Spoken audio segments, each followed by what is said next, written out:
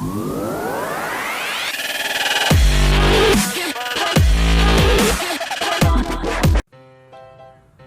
యార్లగడ్డ, ప్రసాద్ దేవినేని ఇద్దరు తెలుగు నిర్మాతలు world class producers అయిపోయారు ఒకే ఒక్క సినిమాతో, అదే బాహుబలి.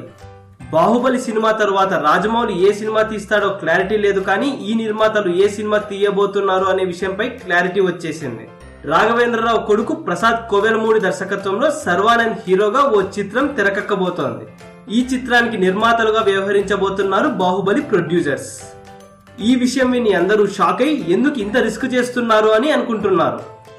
ఎందుకంటే ప్రకాష్ దర్శకత్వం వహించిన గత 2 సినిమాలు అనగనగా ఓ ధీరుడు, సైజ్ 0 భారీ బడ్జెట్ తో కూడుకున్నవే అయినా ప్రేక్షకులను మెప్పించడంలో ఫెయిల్ అయ్యాయి. బాక్స్ ఆఫీస్ దగ్గర వసూళ్లు రాబట్టుకోలేకపోయాయి.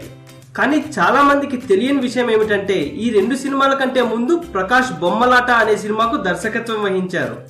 దానికి నేషనల్ అవార్డు కూడా వచ్చింది. ఈసారి శర్వానంద్ తో తీయబోయే సినిమా ఎలా అయినా సక్సెస్ సాధించాలని చాలా పట్టుదలతో ఉన్నాడంట ప్రకాష్. మరి బాహుబలి నిర్మాతలు రిస్క్ చేస్తున్నారా లేక సక్సెస్ సాధిస్తారా అనే విషయం కాలమే నిర్ణయిస్తుంది. ఈ వీడియో కనుక మీకు నచ్చినట్లయితే లైక్ చేయండి, కుదిరితే షేర్ చేయండి. ఛానల్ ని సబ్స్క్రైబ్ చేయడం మాత్రం మర్చిపోకండి. మరిన్ని ఇంట్రెస్టింగ్ మూవీ అప్డేట్స్ తో మీ ముందుకు వస్తాను.